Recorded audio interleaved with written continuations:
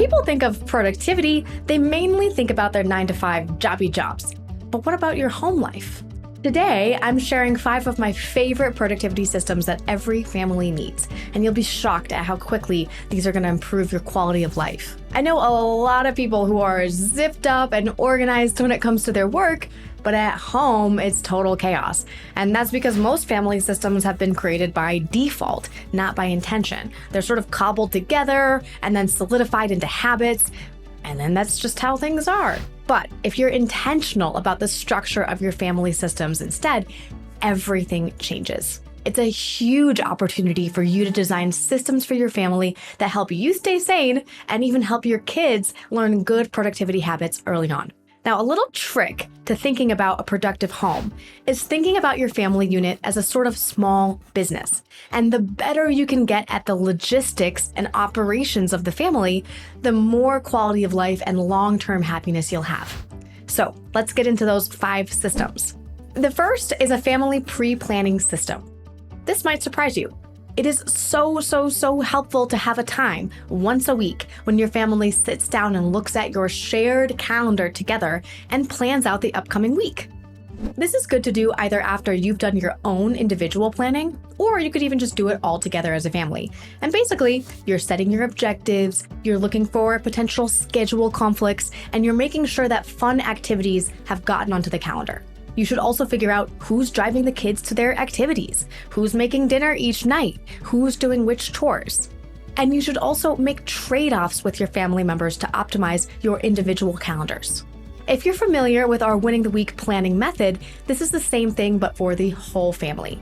We like making it fun by setting a 5-minute timer for each step in the process and racing to get it done before the timer goes off. Now, if you want to learn more about our pre-planning process, you can follow that, and I'm going to link that in the description. By the way, this is an ideal moment to have certain uncomfortable but very important conversations with your partner that are going to keep you both from getting into conflicts later in the week. They're also going to enable you to get more done and, heaven forbid, have more fun in your life. For example, planning is something that reveals imbalances in chore allocation and logistics of the household that can be rebalanced if you want.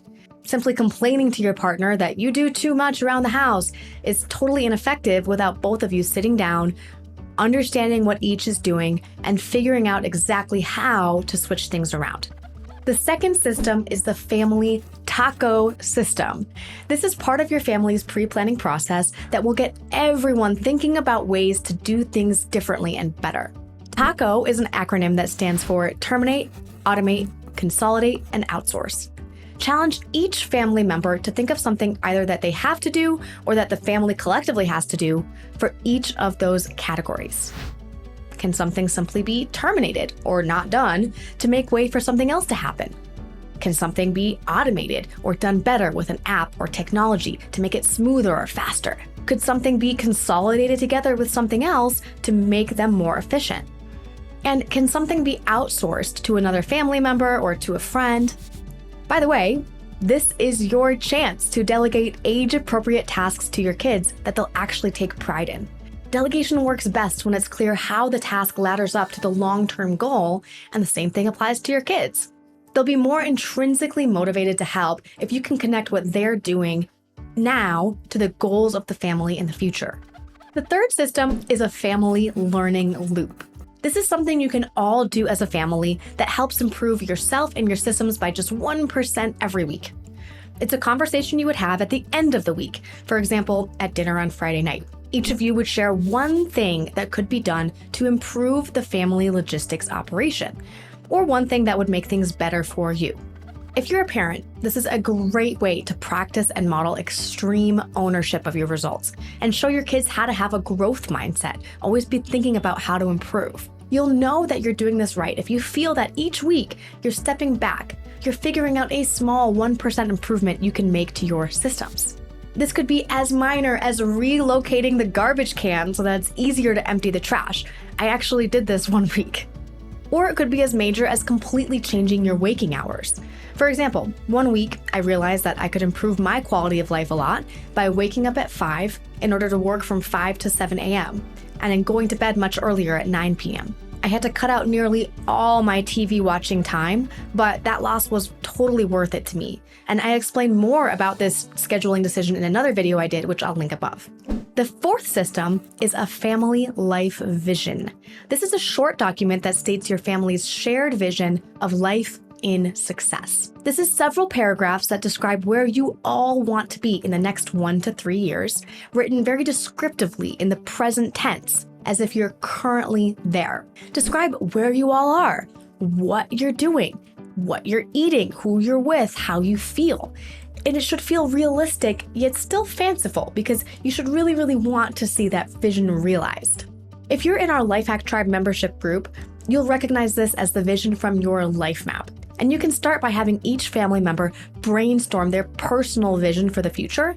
And then the goal is to combine those visions all into one. So this is a great way to understand what motivates each family member. What are they truly interested in accomplishing? And find those areas of overlap to create a win-win for everybody. A vision that everybody can get excited about. And the fifth system is a family financial review.